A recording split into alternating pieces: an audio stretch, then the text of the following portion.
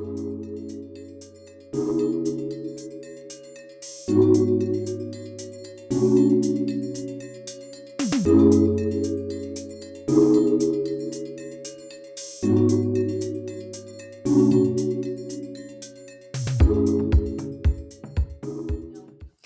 behalf of the Canadian Federation of University Women, Georgetown, I am pleased to welcome our panelists and our audience to this discussion regarding the new 400 series highway known as the GTA West, or perhaps better known as the 413. This forum is in partnership with the Halton Hills Public Library, who has helped to promote it and is providing technical support.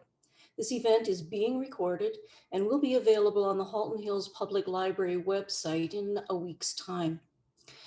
Tonight, we are mindful that we are gathered here on the storied lands and waterways stewarded for thousands of years by Indigenous peoples, most recently by the Mississauga of the Credit First Nation.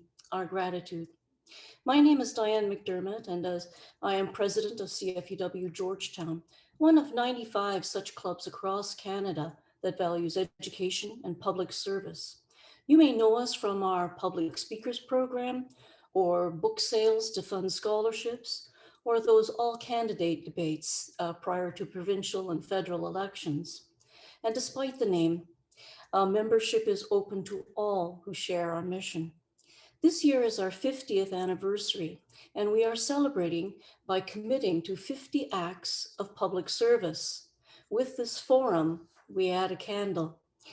Our moderator tonight is Jane Fogel, avid cyclist, local trailblazer, much respected town councillor, dedicated to maintaining our balanced, livable, and economically viable community. She has also served 5 terms as Halton Region Council, but we would point out that she started as a member and was a past president of CFUW Georgetown. Now, with pleasure, Jane, the screen is yours. Thank you, Diane, and thank you for that wonderful introduction. Thanks to all of you who have tuned into our expert panel discussion regarding the GTA West 413 highway.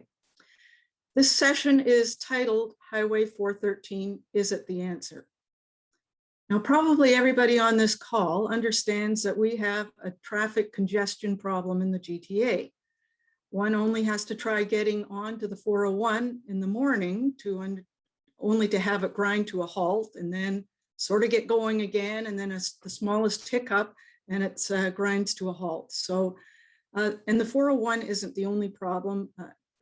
All the parallel roads are jammed too. So it's Dairy Road and Steeles Avenue and Britannia, they're all jammed as well. So I think we can all agree that there is a congestion problem looking for a solution. But we're here tonight to explore not only the option of building another 400 series highway, but also to explore other solutions to the problem. And perhaps at the end of the evening, you will have a better idea if indeed Highway 413 is the answer to the problem. Now, I'm going to give a little history of the GTA West, and before the panelists panic and say, oh no, I was going to do that, I'm going to give the ancient history of the GTA West, as it's got some local history here in Halton Hills. So this highway was originally conceived as a connection between Vaughan and Kitchener-Waterloo, and would go east-west, and it would be north of Georgetown, probably in Erin, north of Acton, definitely. And the reason the route was proposed was that it would divert the traffic originating in Kitchener-Waterloo and Guelph from the 401. But then there was a problem. It would be required to go through a large swath of the Greenbelt, and it would also have to climb the escarpment, probably put a massive scar in the face of it. So suddenly the route that was going west from Vaughan got as far as Brampton and made a sharp left-hand turn and dives down to the 401, 407, as you see it now. But it also grew another tentacle when it was doing that south of Georgetown, there was another highway that went east-west over to Milton and joined the 401 west of Milton. And that really got us wound up here in Halton Hills. And we realized that the province wasn't really telling anybody directly who was in the route that this was being planned. So our town took it upon ourselves to send out about 900 letters to all of the property owners that would be affected, and then called a meeting in the area of all the people to let them know what was going on. And that's when major opposition grew out of that, with signs throughout the neighborhoods and a lot of lobbying of the province by the town and by individuals. And eventually that extra leg, affectionately known as 4.3, got canceled. And we were tremendously happy to have that one gone, because it would have had quite an impact on dividing our municipality in half. So I'm going to leave the history lesson at that point, because I know our panelists are going to talk about that. So as you will all know, the proposed highway is controversial.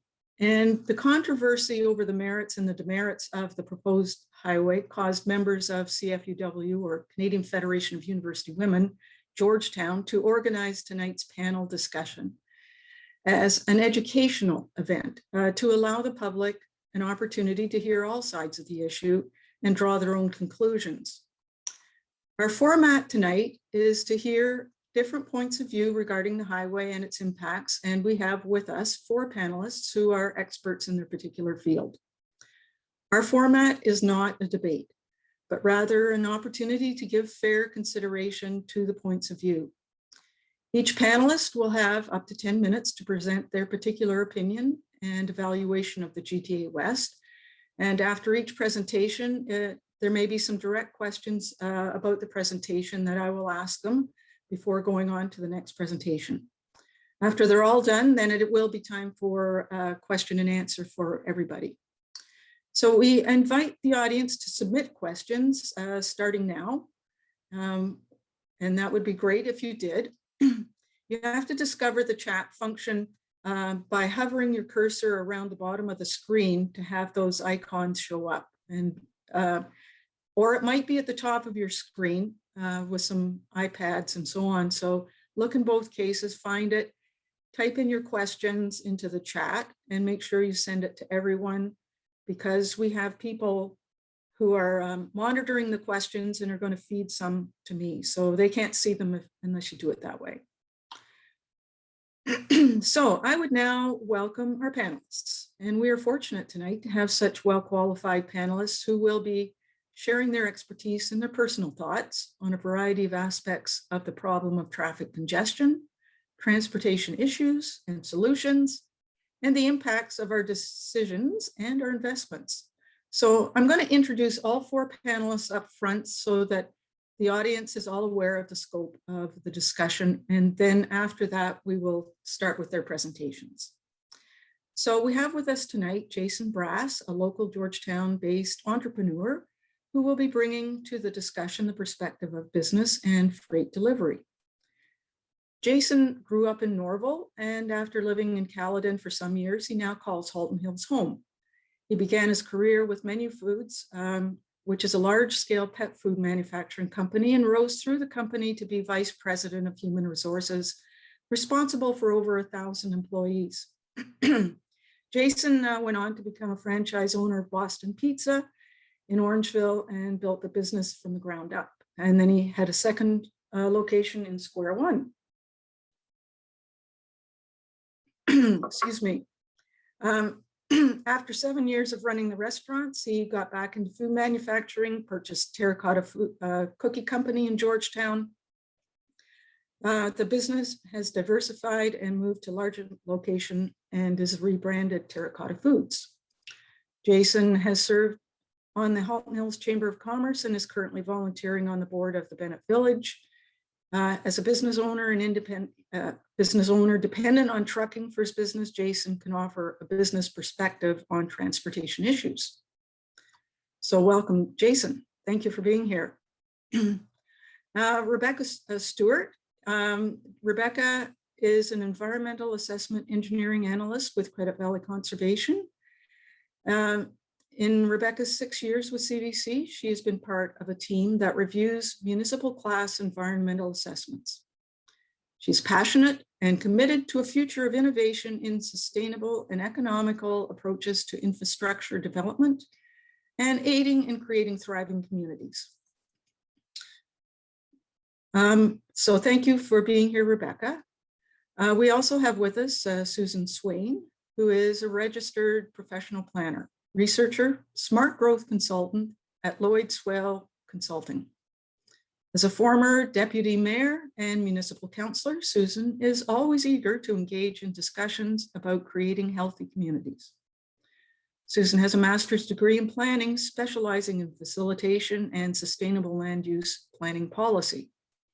She has written or contributed to policy submissions, numerous reports, media articles, and blogs on smart growth. From her early days as a community activist, stopping the big pipe, she has advocated for farmland preservation, sustainable community planning, and protection of our natural areas for future generations. Susan has presented to numerous groups at conferences, served on boards of nonprofit organizations, and led community mobilization efforts. One was to stop the 413 the first time around, but also to fix the OMB and stop Bill 66. So thank you to Susan for being here.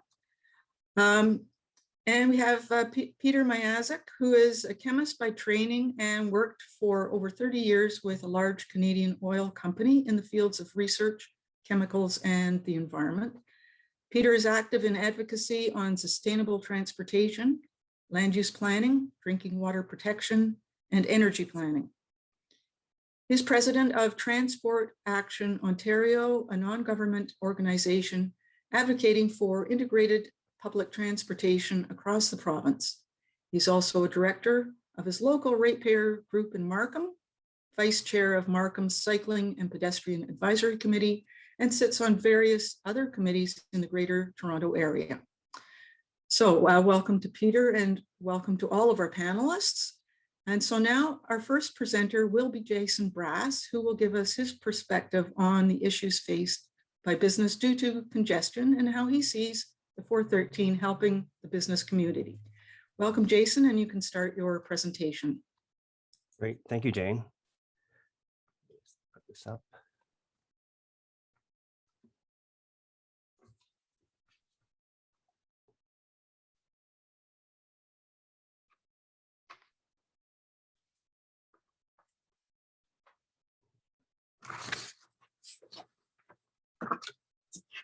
You see that okay, Jane?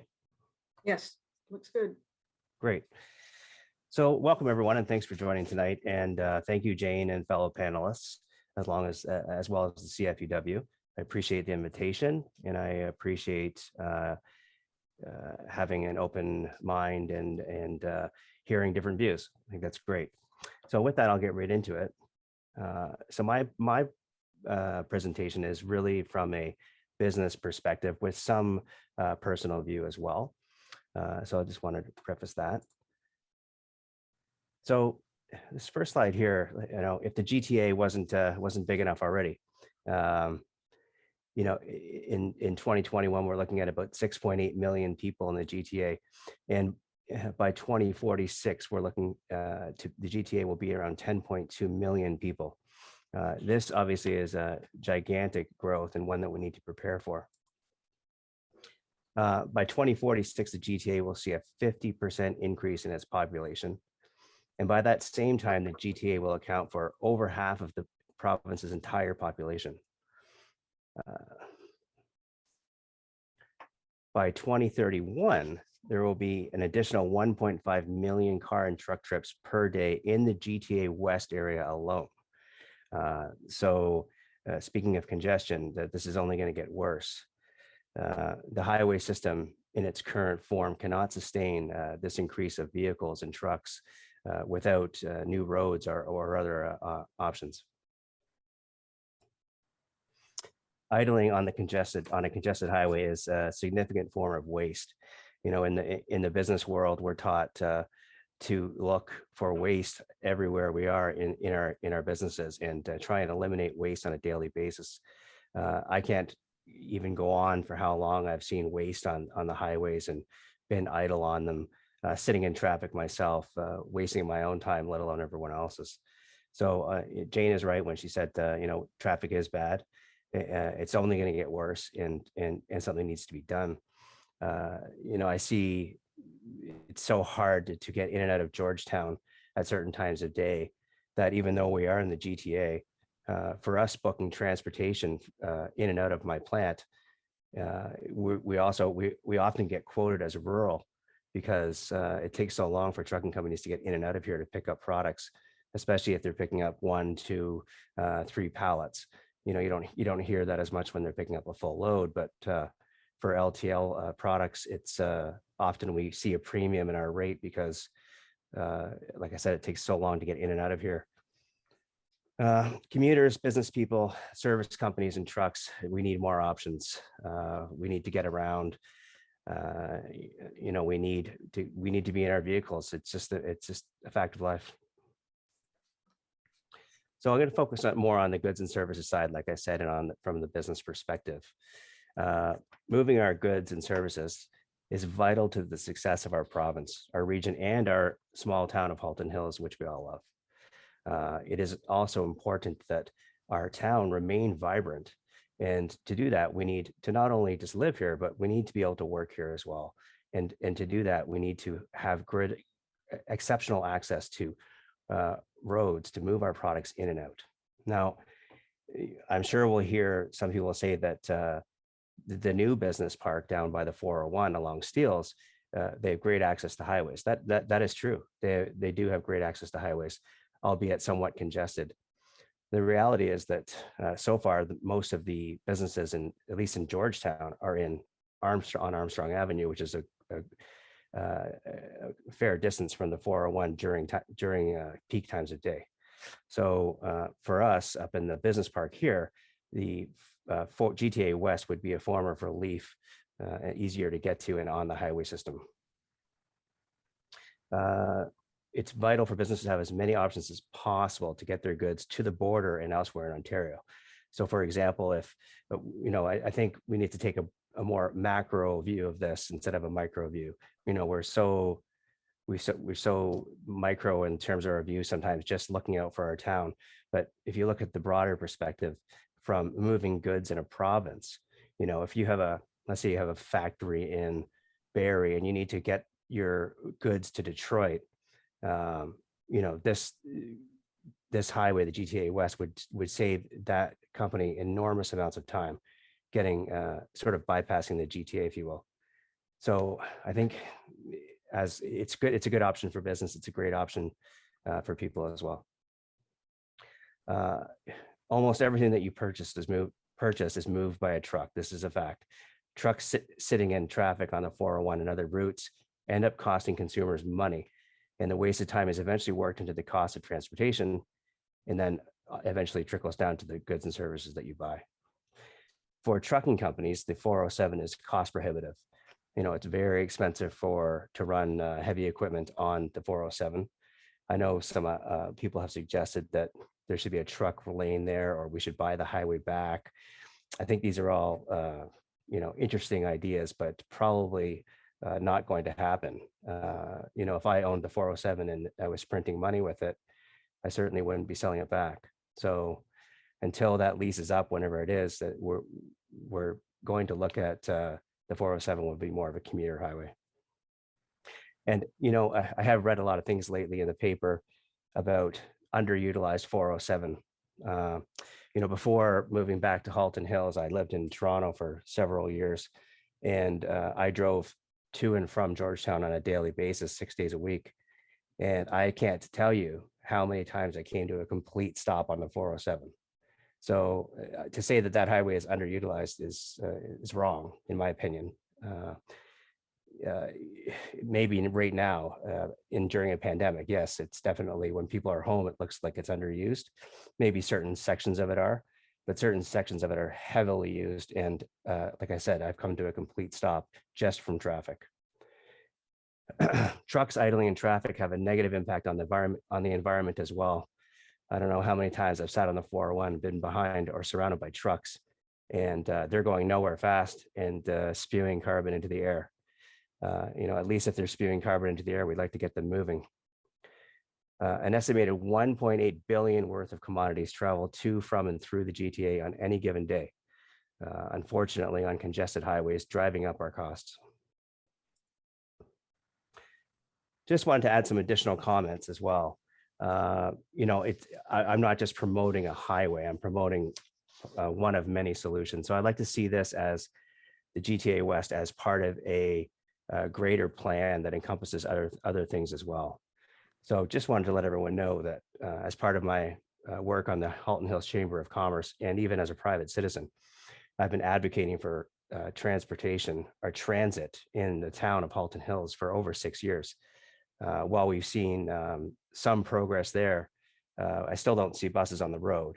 And I have read in the op-eds by our leaders that, we should be investing in transit, et cetera. Yes, I agree. And I can't wait to see them on the road. So, I just wanted to let you know that I do promote that as well. Additional rail resources. I like the idea of all day go. I promote it. I think it's fantastic. High-speed rail, I don't know much about it, but I think it's a great idea if it's doable.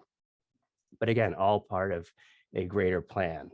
There's no way that the traveling salesman or the gentleman that is a service person for a living or a truck driver, there's no way she can get her truck on the rails. So, there's certain ways the rails help people and certain ways they don't. Also, growing up in Norval, I'm keenly aware of the traffic that there's problems with it now. I agree. We need to improve that as well. I don't think that, improving traffic in Norval is not going to not make the 413 viable, but I do think it's great. I also think the Acton bypass, I support that as well. So as Jane did say, and I just wanted to also say that I don't just own a business here. I grew up here. I live here, I shop here, my friends are here. This is my community too. And, I promote, I think the 413 is a great idea. I live within a couple of kilometers of one of the off-ramps. So I'm sure I'll hear the highway noise, but I still think it's a great idea. So I just wanted to see this 30 seconds, no chance. I think that's funny because in the op-eds I've been reading, everyone seems to quote that this highway will save the average commuter 30 seconds. And I don't know where that comes from, but I find it funny.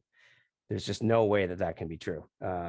If I'm commuting from my area here in Georgetown to Vaughan for a meeting, there's no way that I will save just 30 seconds getting on the 413 and getting to Vaughan, as opposed to driving all the way down through Norval traffic, down to the 401, and then making myself through that weave and back up, and eventually back up to Vaughan. 30 seconds, that there's no chance. More like 30 minutes, it would save me. So I don't know where that stat came from, but I think it's wrong. So in summary, like it or not, our region and neighboring regions are going to see significant growth in the coming years. This growth will have housing challenges as well as transportation challenges. We must continue to invest in infrastructure in order to move goods, services, and people to and from other communities. Again, as part of a master plan that sees investments in public transit, rail, and housing and affordable housing, the GTA West Highway should be built, in my opinion. Thank you. Well, thank you, Jason. That was a wonderful presentation. And I do have a couple of questions for you. Sure. I wonder if you have any thoughts about how congestion affects the marketability of the GTA for investment, for future investment. Does congestion, is it so bad that people decide, no, I don't want my business there because, I'm going to have that wasted time in, as you're saying, moving your products and so on? Do you think that comes into people's decisions or not? Or is the fact that we've got congestion show that people want to be here regardless? No, I for sure think people want to be here. The GTA is it's an enticing place to live just because you have everything to your fingertips. And but but getting to those things is becoming more and more of an issue. And not just for me, for everyone. I mean, even going down to a Blue Jay game or a sporting event, you know, taking the GO train is it's almost impossible. You have to, if you missed your last, you have to leave the game early to catch your train. And if you miss the last train, you're stuck down there. So this forces you to drive, you know, and then the roads are more congested. So like I said, I think there's a broader approach. We need to improve not only the roads, but the rails and everything else to get people going, to get business going. And I think, yes, it is a deterrent for business if you're if there's too much congestion in any one given place. But I think, you know, they weigh the pros and cons, and there's a lot of pros to being so close to trucking companies, for example. I would want to have my business in the GTA, so there's a lot of labor that's available to me. If I move my business to Acton, there's you know, for entry level work, it's very difficult because there's no public transit in Halton Hills. Hopefully it's coming. So yes, I mean, moving or locating a business in Brampton is, you know, people are keen on it because there's a great transit system. There's a lot of available help. And so when you weigh the pros and cons, I think, you know, the congestion is a con, but the pros of being there outweighed that con. Okay, that's great. There was a question from the viewers about freight being moved on trains. Can you flesh that out a little bit as to what works and what doesn't work for freight on trains, or maybe what investment would need to make better use of freight, of trains for freight?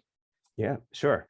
Moving freight on trains is absolutely fantastic, Jane. It's a great way. It's very economical. It's more economical, and it's as far as I understand, it's much better for the environment. We ship products on train all the time, but typically that's only going west. You know, if I'm selling my product to many of the major grocery channels,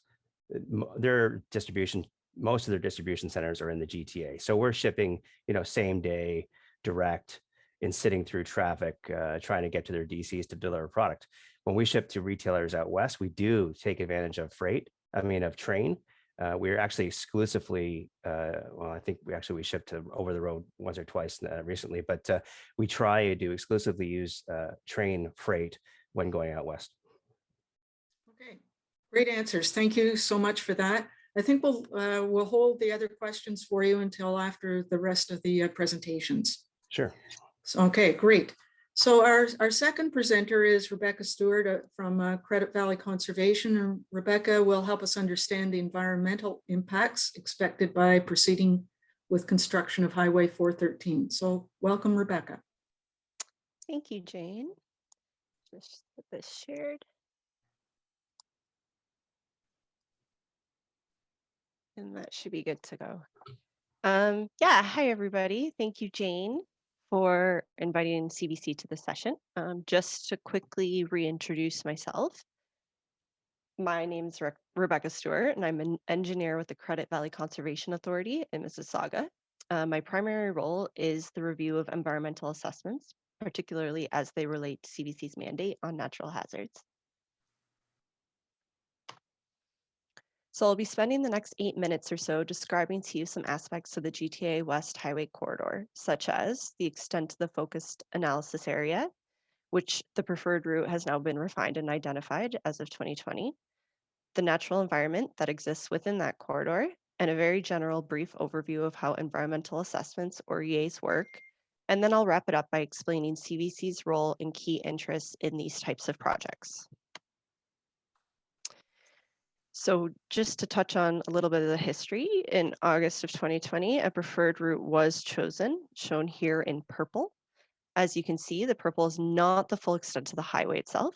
There is room to alter the alignment slightly within the corridor to address site-specific concerns. As previously stated, the new corridor will extend from Highway 400 in the east to the Highway 401-407 interchange area in the west. It'll feature a 400 series highway and a transitway. This highway crosses 3 conservation authority watersheds, 13 sub-watersheds, and 6 municipalities. The project must demonstrate that the negative impacts to human health and the environment do not outweigh the benefits to predicted growth and movement of goods and people.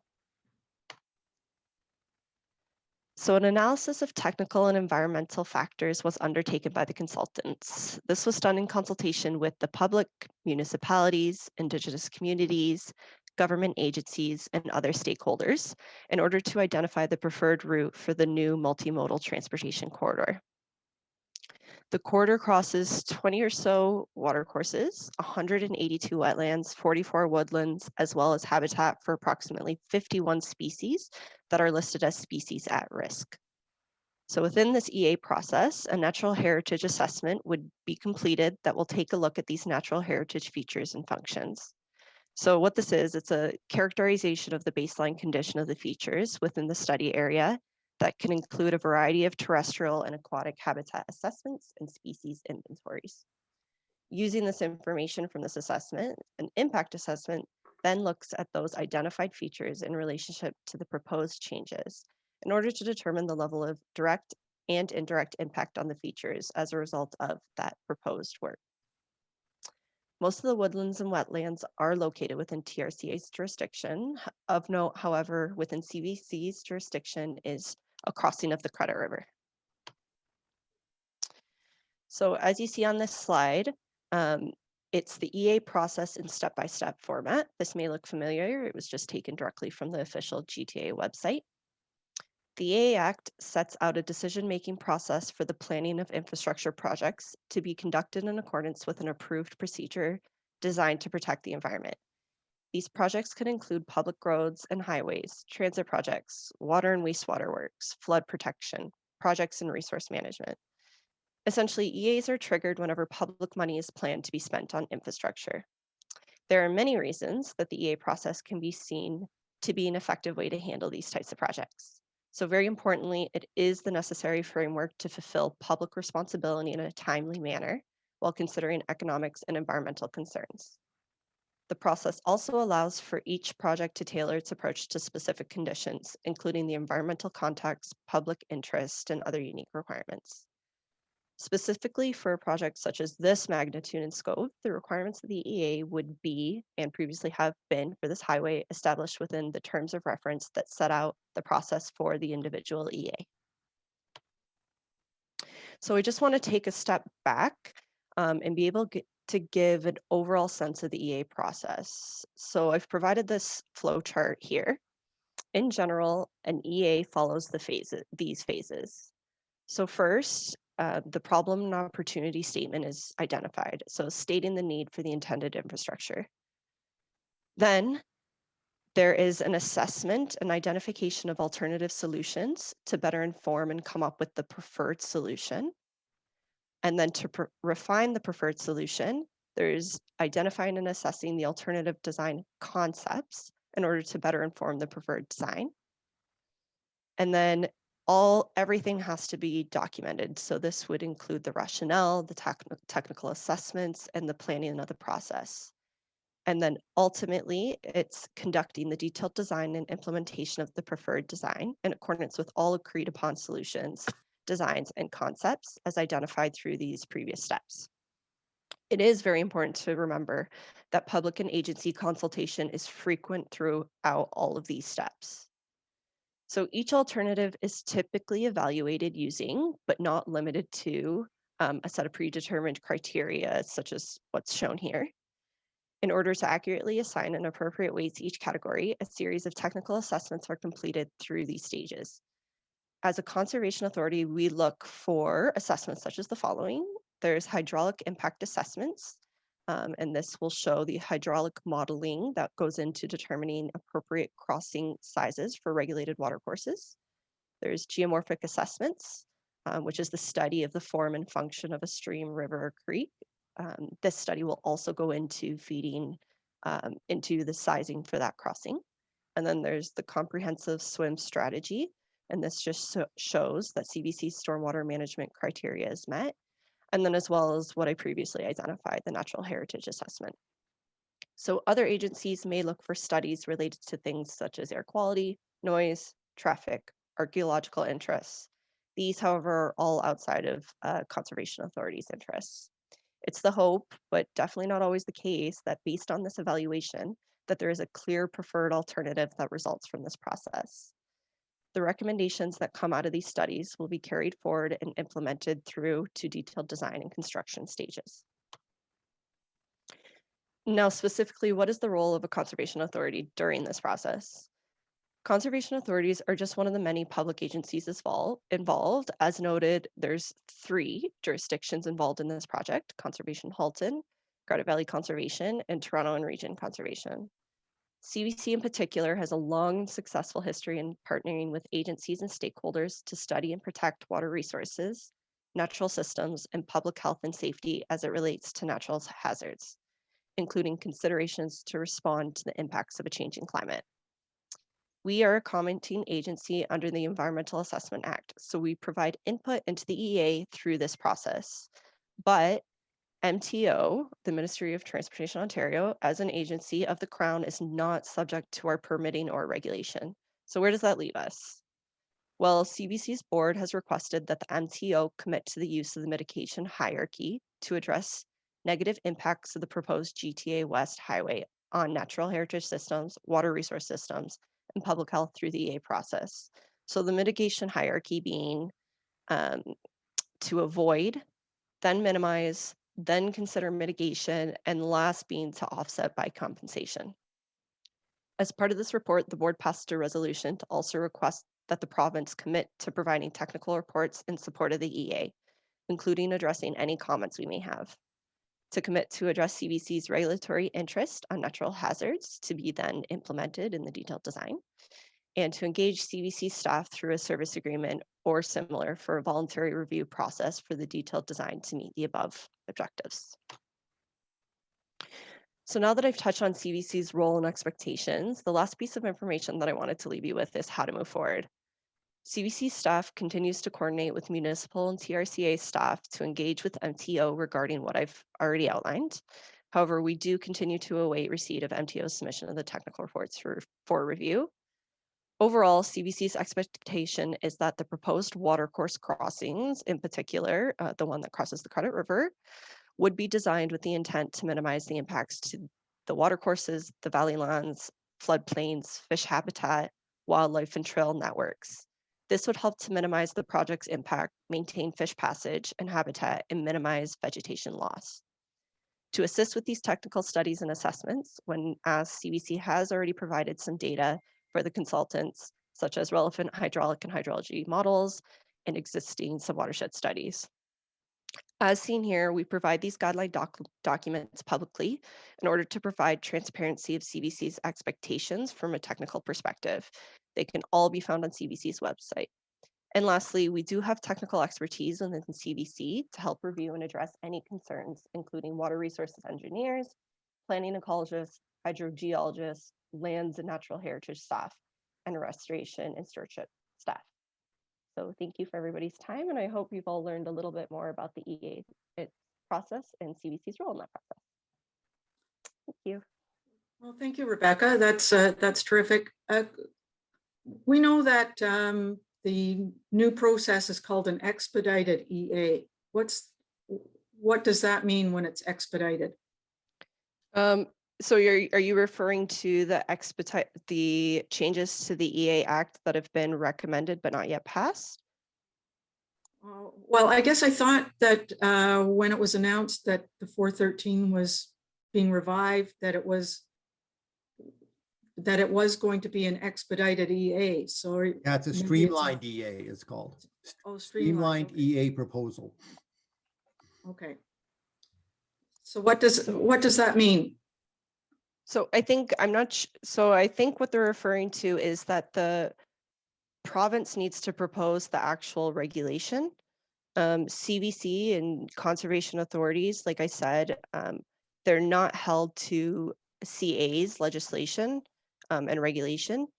So far, yeah, I think the best answer I have for you there is when it comes to a CA, they don't expect or they don't require our permit. However, We just need a little bit more information for transparency and how to participate. So just the framework for now is what we have. We're still waiting for the process and what exactly the streamlining means. Jane, this is Peter here. I do know, I'm not an expert in it. I've got the files, haven't read them for a while. The biggest impact that scares a lot of people is the ability to do early works prior to approval of the EA. And early works would typically be bridges. And that is part of the streamlining process. Proposal. Now, the proposal has not yet been passed. Yeah. It's out for public comment, and that's where it sits right now. But early works is the one that worries a lot of people. Yeah, that's something important to remember, Peter. They're just suggestions right now, and nothing's been approved quite yet. Okay, and one other hypothetical, well, maybe not hypothetical question. Is it possible to build a highway without having major destruction of environmental features? Is it possible? Is it possible? So I personally haven't been involved in a project like this. Is it possible? I think we still need to see additional technical studies to see if that is the case. That's definitely always the goal. And that's what we're hoping for. But until those technical studies and inventories have been done, we have to wait and see. But yeah, that's definitely the goal we're hoping for. Okay, and so I guess you're looking mainly to protect as much as you can and to do workarounds and maybe even influence exactly what the route is to be as least harmful as possible. Yeah, that goes back to that mitigation hierarchy. So it's looking to avoid, minimize, mitigate if avoid and minimize isn't possible, and then compensate as a very, very last resort. Okay. Okay, well, thank you for that, Rebecca. We're going to move on to our next two speakers. I'll introduce them at the same time. They're going to do a little back and forth. So our third speaker is Susan Swale of Lloyd Swale Consulting. And as a professional planner, Susan can offer opinions on how the highway will affect land use planning in the GTA as well as other impacts. And then Peter is the president of Transport Action Ontario, and he's going to provide us with some insight into alternate solutions to the congestion problem that we're facing in the GTA. So Susan, I guess you're going to start off. Yes, I am. Thank you, Jane. Thank you for inviting me today. I'm just going to share my screen here. You can see my PowerPoint.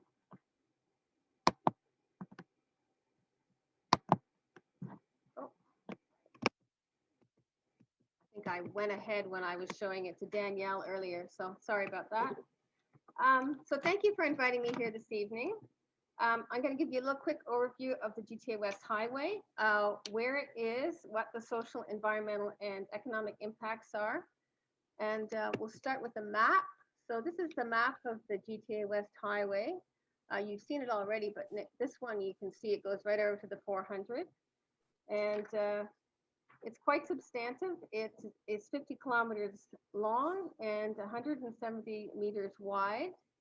It crosses the Humber watershed, Credit watershed, the Etobicoke Creek, and you can see the yellow parts on the map. That is all white belt land, so that's not developed land yet. It's in between the green belt and the urban area, and this is where you're going to see substantive growth if this highway goes ahead. You see the green areas; those are green belt areas, generally river valleys and protected countryside. And just to the south, you can see the 407 highway, the last ring highway that was built around the Greater Toronto area. This is a section of the highway that goes through the green belt up close near the Humber rivers. It passes over the East Humber and the main Humber, cuts through some important conservation areas, and through some 85 river and stream crossings. So we nicknamed this the Zombie Highway because it was canceled in 2017 after findings from an expert panel revealed that the highway was not in the public interest. The panel found that the highway was not needed. They did modeling to find out that it was not needed. That's where the 30 seconds comes from. They found it would not meet climate change policies. It did not conform to the Greenbelt policy at the time. So why is it back? So it's primarily driven by private interests. You look at the value that you can get for farmland right now. Farmland can be pretty cheap. And once that land is zoned, it can go for a lot of money, $1 million on average for residential, and warehouses are now like about around 1.6 million per acre. So there's substantive money to be made on building this highway. Little history on it. It started with an MTO strategy back in 2002, and Jane ran over some of the history of how it came to what it is now, but it's had different iterations through the Green Belt and Growth Plan, the big move. The environmental assessment started around 2008. And then phase 1 was completed just after it was canceled by the Minister of Transportation. And now here we are now. It's back on the books, and they're moving forward. So in my opinion, there are a number of issues with the GTA West Transportation Corridor. It's contrary to smart growth and infrastructure policies in the growth plan that require the optimization of existing infrastructure before new infrastructure is built, as well as policies that integrate transportation and land use. At this time, the region of York, Peel, and Halton are completing their regional official plans to 2041. In Peel region, there's been quite a bit of controversy over allocation of growth between the lower and upper tiers. If the majority of growth goes to Mississauga and Brampton, as many think it should, then the existing infrastructure, pipes, roads, and highways are maximized. Less debt and lower potential taxes are the outcome. In dense urban centers, also support affordable housing options, support costly rapid transit, and reduce greenhouse gases. Whereas sprawling low-density growth in Caledon will pave over farmland. We can grow better if we protect the land that feeds us and build up in our existing urban areas. Is the GTA West Highway a solution creating a problem? Research has shown that highways do not solve congestion problems. They actually encourage more people to drive. It's a principle called induced demand. And transportation is the highest growing source of emissions in Ontario. So what are some of the impacts? The cost to nature from this highway is quite astounding. The highway route crosses multiple significant natural heritage areas. Over 220 wetlands will be impacted, 28 of them provincially significant. And wetlands perform important functions. They absorb water. When it floods, they're crucial to ecological health, and they support amazing biodiversity. Wetlands filter and recharge water that flows into rivers and streams, and Southern Ontario has already lost 70% of its wetlands. The 413 will impact 85 rivers and stream crossings, including the Humber, East Humber, Credit, etc. Water quality will be degraded from road salt, chemicals, and sediment, and it all runs downstream to Lake Ontario, where the majority of the GTA get their drinking water. Significant forested areas will be cut down, including 7 woodlots, making soil less stable, contributing to flooding and erosion. I encourage you to take a walk on the Nashville track, which is near the Humber Valley Heritage Trail. You'll be able to see some of the forests and valleys that will be paved over. The TRCA also identified over 1,000 acres of land significant for wildlife movement will be impacted, equivalent to over 2,000 football fields. This loss of connectivity will significantly impact the ability of wildlife to thrive and diminishes our resilience as we face climate change. Thousands of acres of prime farmland, the highest quality farmland, is at risk from the GTA West Highway. Agricultural soil is finite, it's a finite resource, but our policies don't treat it that way. We need our governments to prioritize farmland preservation across agricultural systems. And this is an economic sector. The agriculture and agri-food sector is the largest economic sector in Ontario. In 2019, this sector provided over $47 billion in economic activity and 873,000 jobs. If we want to have a healthy farming future, we need to stop treating farmland as development land in waiting. The placement of highway infrastructure in greenfield areas invests public money in perpetuating expensive, car-dependent suburban growth, increases greenhouse gases, and fuels land speculation. The cost of this kind of development is too high. It requires people to drive further and further away to buy single-family homes. And single-family housing is unaffordable in many urban areas due to a number of factors, among them the high cost of servicing, growing land speculation, and fewer, smaller housing options. Highway-led development also often requires households to buy 2 or more cars, increasing personal debt and adding to congestion. As highways are built, we lose a lot of diversity and biodiversity. And COVID has also affected how people are working now. It's likely more people than ever will be working from home in the future. So that will also affect the modeling that was done in the past that showed we didn't need this highway. I assume that going forward, it'll be even less needed. So what's the cost of this? Today we have a $38 billion deficit in Ontario, we heard yesterday. So will a 30-second time-saving commute across the GTA, is that worth $6 to $8 billion of your tax money? That's the cost for construction alone, not including consulting fees and expropriation. Altogether, it's going to be about $10 billion. Perhaps most frustrating, the province is planning to use this money to subsidize highway-led development that could be invested in other provincial priorities. And there's quite a few right now. So we do need to reduce congestion in the GTA. And there's an economic vision for the future of the region that does not include the GTA West as a priority. It's called the Innovation Corridor. The business community from the Toronto and Region Board of Trade, Region of Waterloo, City of Brampton, City of Guelph, Town of Richmond Hill, universities, colleges, and airport are supportive of this vision. Investment in the region should be directed to support rapid transit to and from existing employment zones, like the airport, Markham's Employment Centre, downtown Toronto, Meadowvale, and Kitchener-Waterloo, where the majority of the population lives and works. The corridor builds on maximizing existing infrastructure and improving transit connections before building new highways to get goods moving across the region. Now I'm going to pass it on to Peter. Thank you, Susan. I'm really glad that I'm going near the end because I want to pick up on both what Jason said as well as what you said, Susan.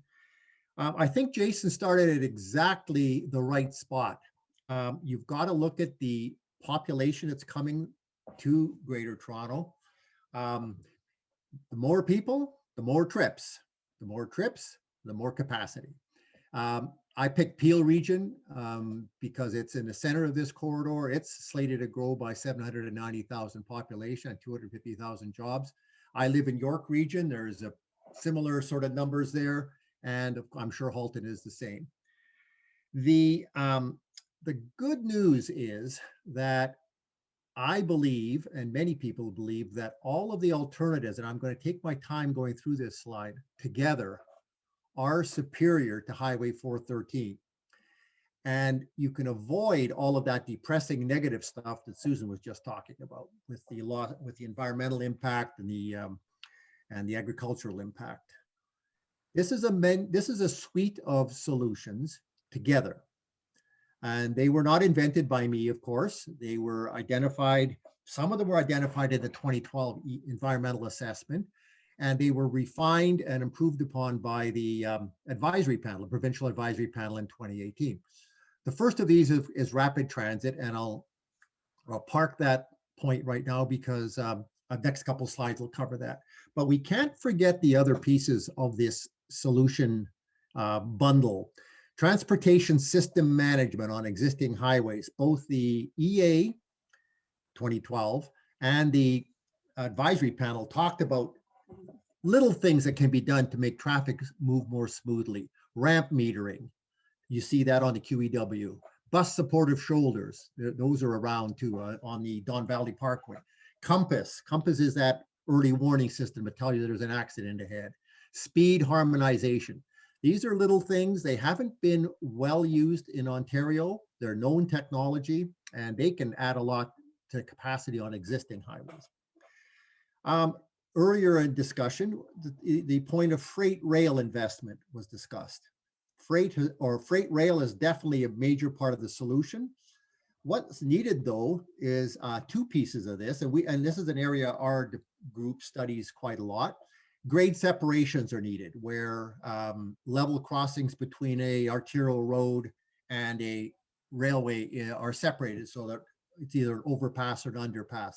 That helps time, it removes pinch points of congestion. Intermodal terminals is another piece where basically there's a terminal built for the containers that come in by rail, and they're picked up by trucks for the last 50 kilometers or whatever like that. There's an intermodal terminal going into Milton. It's been rather controversial, but CN is building one. We've also recommended an intermodal terminal out near Woodstock, perfect location, and one in the East End. I should also point out, incidentally, that we do need to look at this, in my opinion, from a broader perspective than just Halton Hills. And Jason again said, you got to look at it from the Ontario perspective. The one that the panel was extremely creative about was a truck concession on Highway 407. That was touched upon briefly. I'd just like to clarify a couple things. The province still owns this highway, but they leased it for a 99-year lease to a consortium. We're probably at about 20 years or 25 years out of that lease. So there's still 75 years to go. And it is a very profitable entity, or has been until recently. So I don't think the consortium will want to be bought out.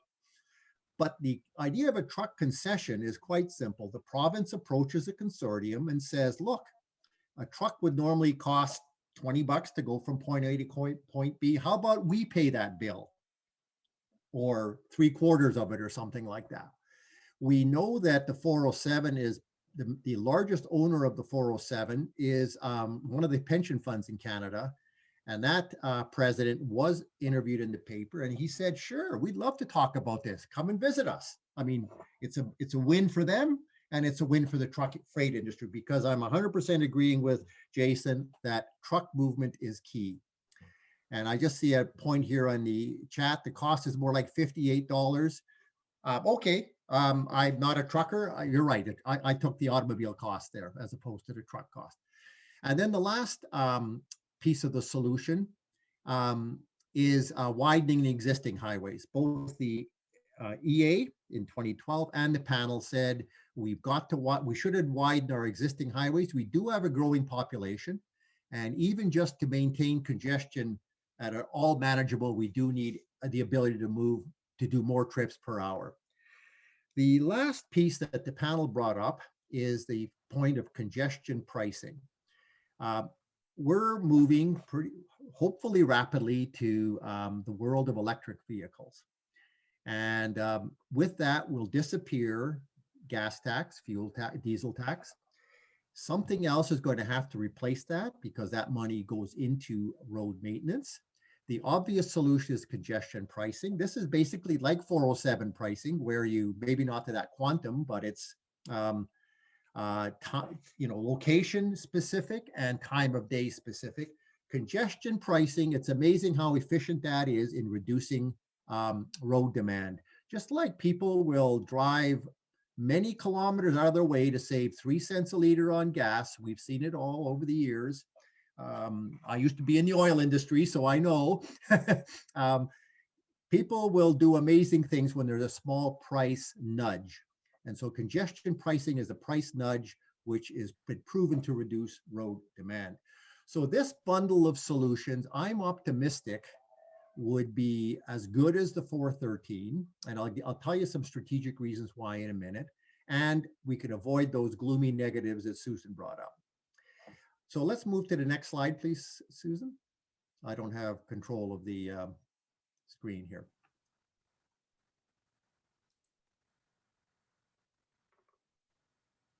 Whoops, there we go. So just a little more detail on the rapid transit alternatives that I talked about in the first slide. Every one of these projects here, and there's about 7 or 8 of them, have been studied by Metrolinx. All the costs are from Metrolinx numbers, and the capacity over on the right-hand side is all in Metrolinx numbers. We believe this, and not all of these projects are currently unfunded. That's the key thing. So you got 6 billion, maybe Susan's right, it's probably 8 to 10 at this point. You can build Highway 413, or you could build all of these things. You could expand the Go Kitchener line, and I'll show you these on a map in a minute. You can expand the Go Milton line, or sorry, do a service expansion. You could introduce a new Go service to Bolton. You can see the costs and the capacity. There are 1, 2, 3, 4 LRT, BRT projects, Brampton, Maine, Dundas, Brampton, Queen Street, and Major Mackenzie, that are all costed out and active projects within Metrolinx, but unfunded. In total, you can move 22,000 to 29,000 people an hour for that $7 billion versus, say, 7,000 people an hour if you build a highway. So we think there's a lot of merit in this argument, because the issue is moving people and freight. This is not the freight solution. I talked about the freight solutions earlier. Susan, could you go to the next slide, please? Oh, yes. So this is map 6 from, I've forgotten this slide was in here. This is map 6 from the Metrolinx 2041 frequent rapid transit network. All the lines I just showed are on this map except for the Bolton line. For some reason, despite the Bolton line looking like a good prospect to me, certainly competitive with other Go extensions that Metrolinx is proposing, it's not on this map, but all the rest are on here. Next slide, please. And just zeroing in a little more on the GTA West area. The Kitchener line is that blue dotted line near the middle of the page, heading westward just north of Georgetown.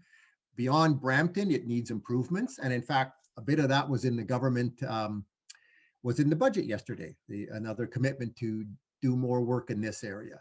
Down near the bottom in the other blue line, dotted blue line, that's the famous Milton, Go Milton line. That's CP's main line out of Toronto. Very expensive to debottleneck, but it's doable, $3.5 billion. The dotted lines further on up and to the right are the various LRT, BRT, or the Go Bolton line. Okay, moving on, please. So I want to spend a bit of time, this is my last slide. I want to spend a bit of time on the strategic advantages of transit and freight alternatives. I'm not going to get into the environmental side. I'm going to strictly with a transportation lens.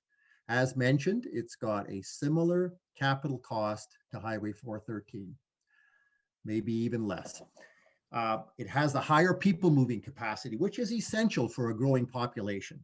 We have got to be able to move people. Susan talked a lot about the car-dependent growth. Very, very important. I've used the term sprawl accelerator. I actually like her term better. Will not enhance car-dependent growth because there is good development potential along rapid transit lines. Every rapid transit station is really a sweet spot for intensification. In fact, the province has now acknowledged that with a new concept called major transit station areas, MTSAs, and they have identified minimum densities that are needed along rapid transit lines. the development potential, if we were to build even a fraction of this network, would be wonderful, and it would cut down tremendously the amount of new farmland and white belt that is needed to accommodate our growing population. The transit network serves key destinations. You can get downtown, you can get to the airport, you can get to the different civic centers with it, whereas the 413 skirts all of that stuff. This network would enhance Pearson Airport as a regional transportation center. And with the ideas of putting in the compass system and the ramp metering, et cetera, plus improving the rail infrastructure, you're using the highway and the rail infrastructure more efficiently. There is one bullet I forgot to put on here, and Susan did relate to it. It's the whole issue of induced travel. It's been proven all across the world, and there's hundreds of papers now on this, that if you build a new highway or add new lanes in a congested urban area, those lanes just fill right back up again.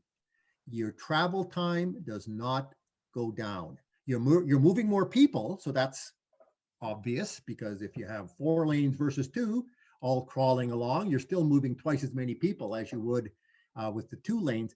But the travel time issue is not solved.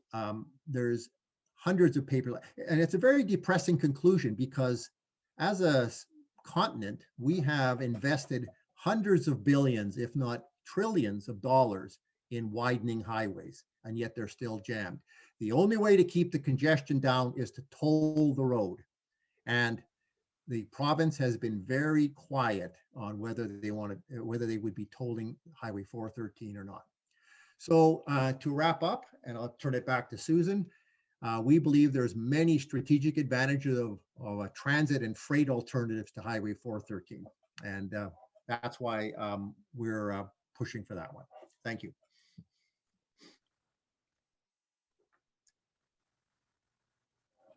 Back to Susan.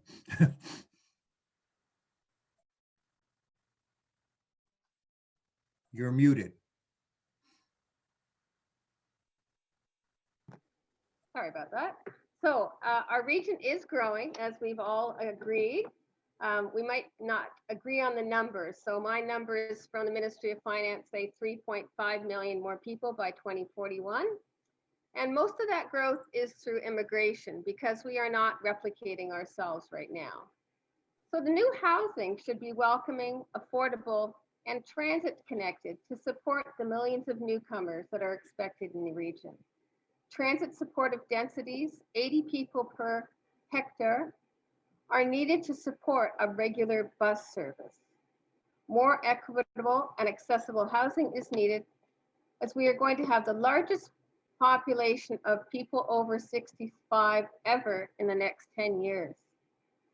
We could cut our urban footprint in half if we grew up just a little, 3 to 4 stories, triplexes. And growing up makes more efficient use of land, maximizes infrastructure, reduces taxes, preserves farmland, protects natural areas, and reduces greenhouse gases. And surveys indicate that people want smaller, more affordable homes close to work, transit, and school. It's a win-win. But the province has changed important planning legislation that may result in an overdesignation of land, increases municipal debt, shuts out citizens, and eliminates important environmental protections needed to support healthy communities. So what's your vision? Oh, why isn't my slide moving? Sorry. I think my computer is frozen.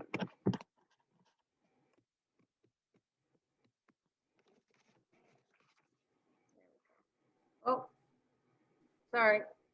Now it's moving. So what's your vision of the future? More time stuck in traffic or more walkable transit-friendly cities? It's the way that growth is managed that changes everything. And I don't work at Environmental Defense, but I thought I'd share. They do have a campaign on the 413. You can get information and material on @StopThe413 if you're interested. And there's some other resources that they have there. So we now know that many municipalities now oppose the 413, and all the provincial parties except one as well. My last slide, public involvement is needed in land use planning. It's essential for limiting sprawl, protecting farmland, and for good public decision-making. I encourage you to get involved in your official plan review taking place this year. Right now, regional governments are creating a plan for growth in the region to 2051. You can have a say in how the future of the region grows, and your community will unfold by participating in your regional MCR process. Thank you.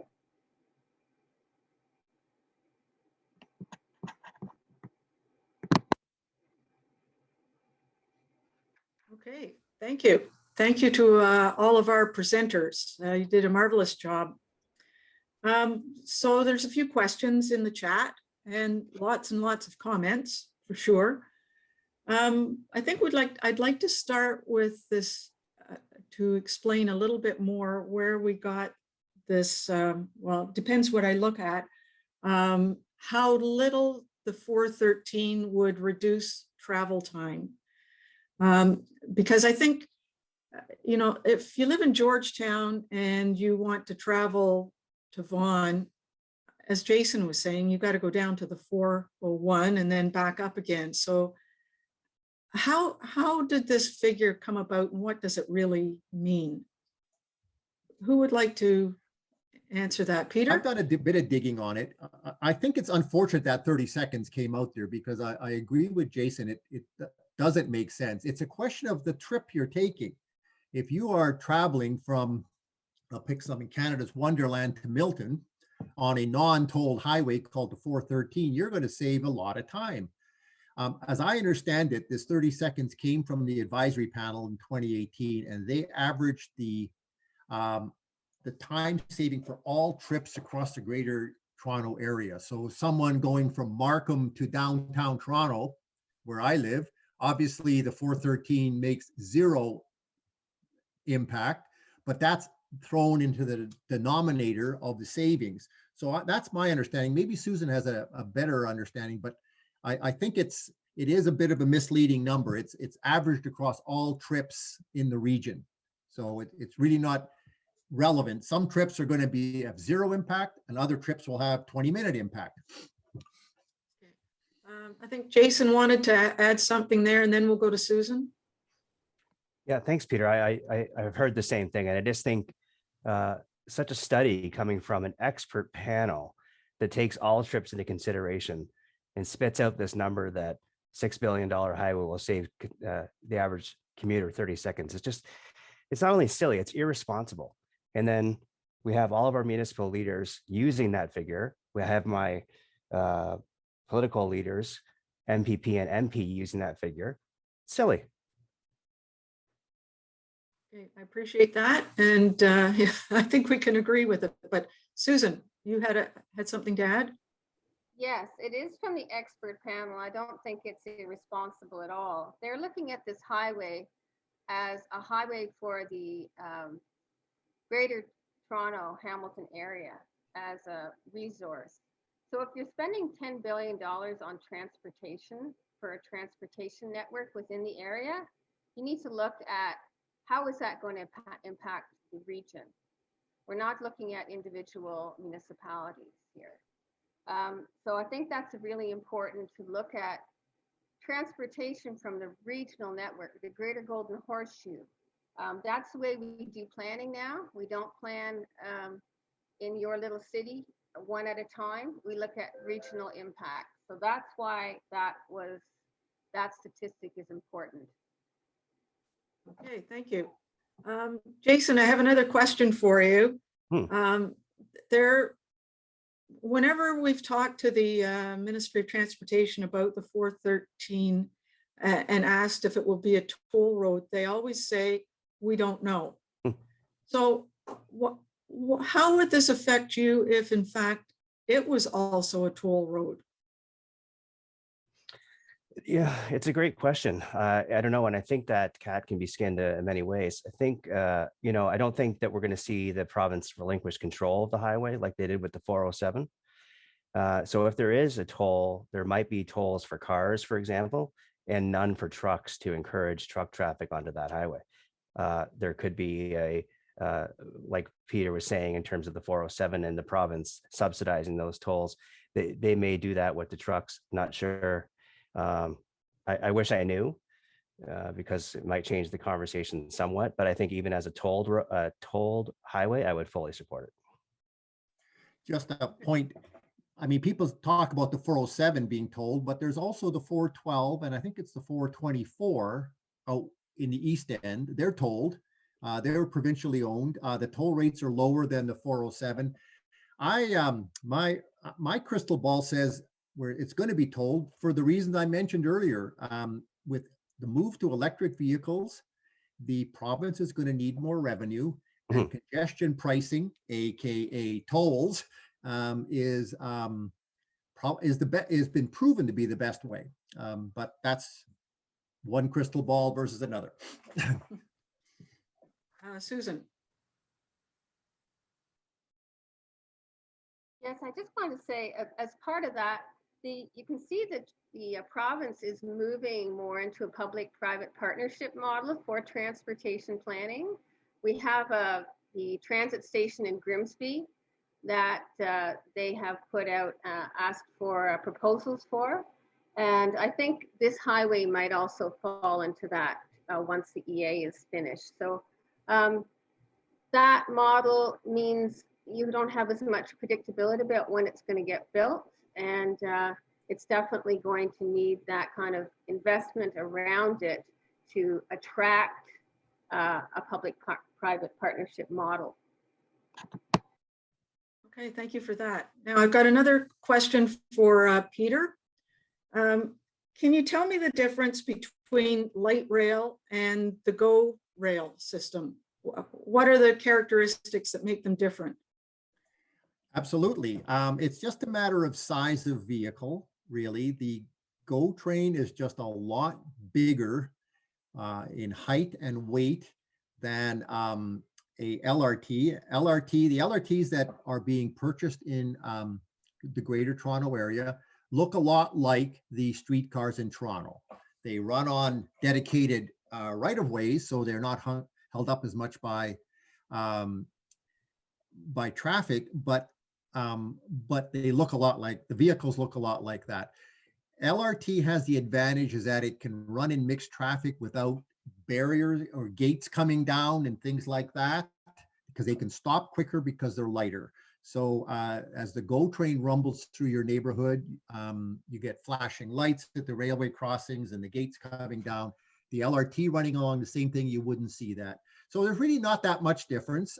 Heavy rail, which is what GO is, or the subway, those are called heavy rail, has somewhat higher capacity per hour because the vehicles are bigger, but that's the essential difference is just a matter of weight. Okay, I asked that question because I was in Portland recently and it had a light rail system that was incredible. And as you said, it ran right down the street. It was both in town and out of town. So it went light rail from the airport to downtown and then back out to the suburbs. And they had at least 5 routes that would be analogous to the GO system, but it went right downtown. Yeah, no, there's not much difference. And you go to a place like Calgary, a very nice light rail system, some of which is on elevated right-of-ways. It's a very flexible and nimble technology. You can run in essentially mixed traffic, or you can run like a GO train on your own right-of-way. Yeah, I'm aware that Kitchener-Waterloo has built a light rail connecting Cambridge to Kitchener and Waterloo, and it has made a tremendous difference to their downtown. Yes. So there was a question in the chat about our sort of our system of the GO train that all goes down to Union Station, and that we need more connecting links to make it more flexible for people to actually use. And I wondered if there'd ever been consideration of a link potentially going from Milton to the airport, maybe north of the 401, and then continuing from the airport in an easterly direction that would cross subway lines and so on, to give us kind of a northernly east-west route that goes right across the city without going down to Union Station.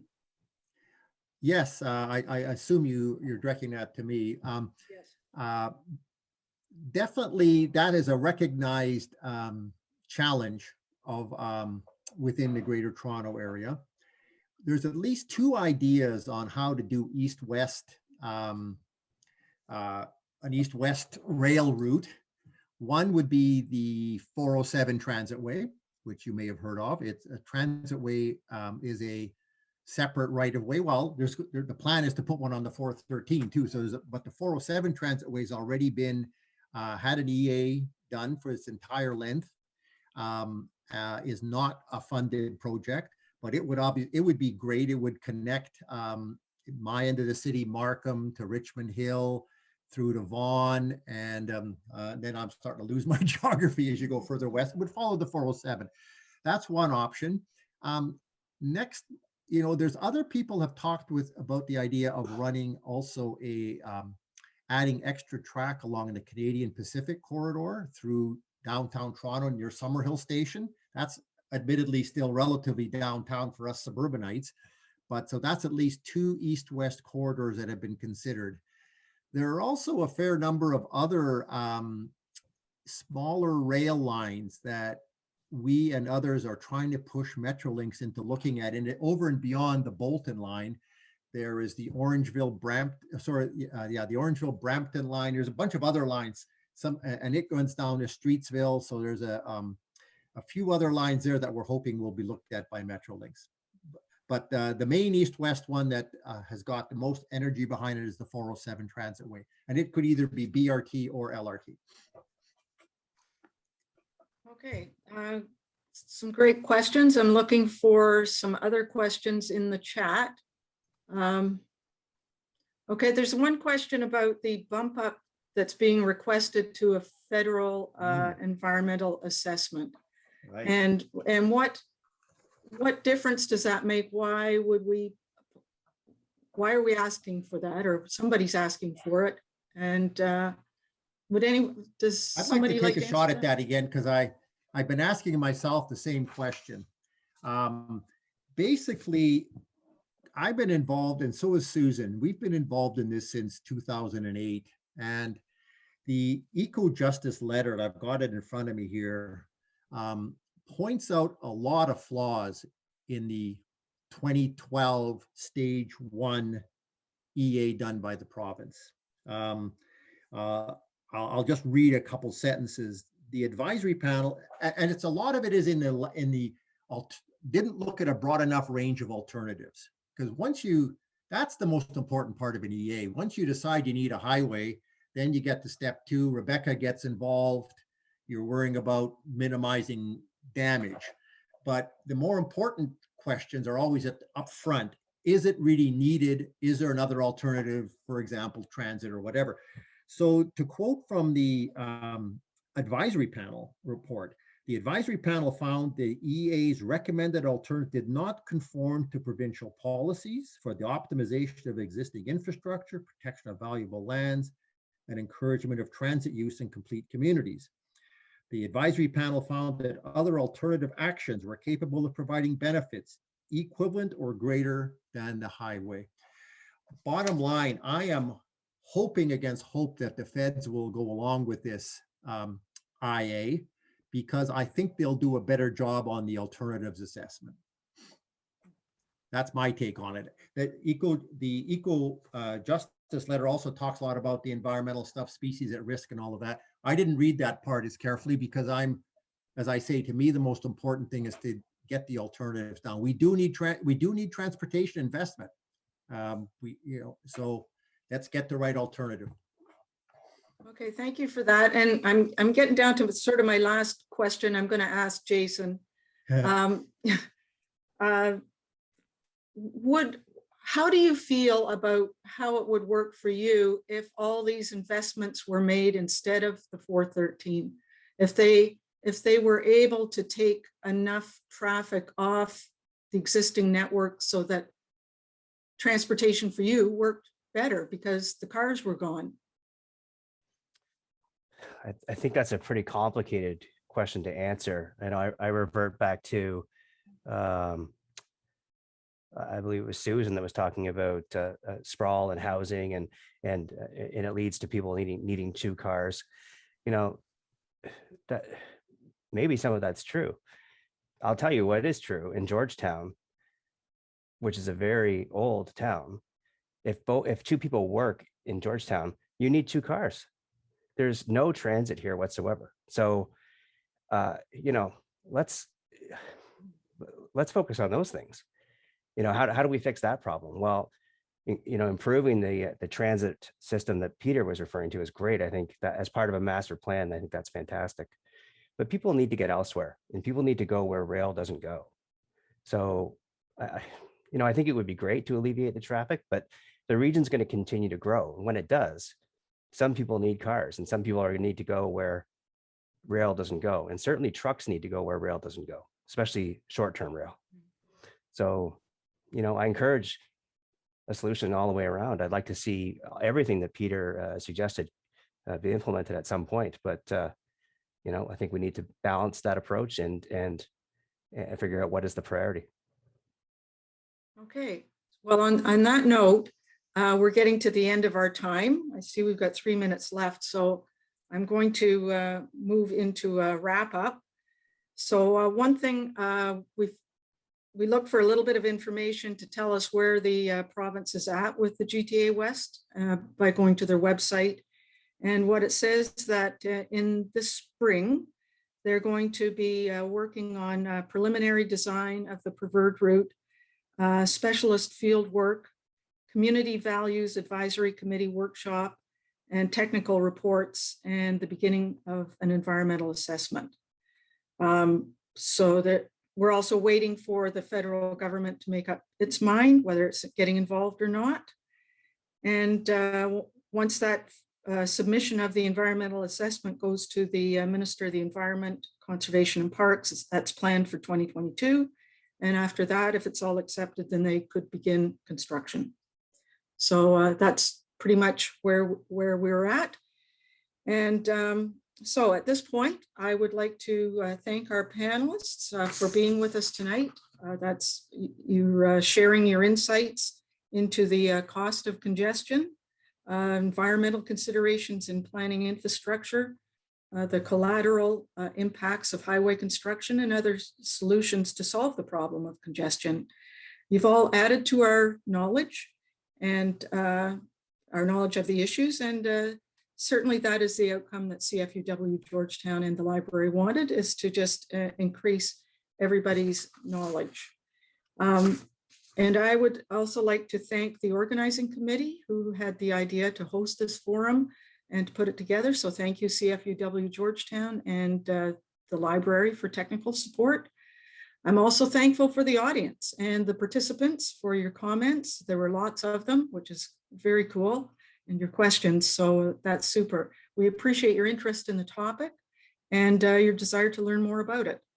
As was noted at the beginning, the discussion was recorded and will be available on the library's website in about a week's time. So thank you, everyone. You did a terrific job. And Jason, you got one last word? I do. I just want, on behalf of my fellow panelists, I wanted to thank you, Jane, for moderating. You did a fantastic job. Well, thank you so much. Yeah. That's great. First time out. Yeah. Okay, thanks, that. everyone. Yeah. Okay, great. Thank you, everyone. Thank you. Thank you. Bye-bye.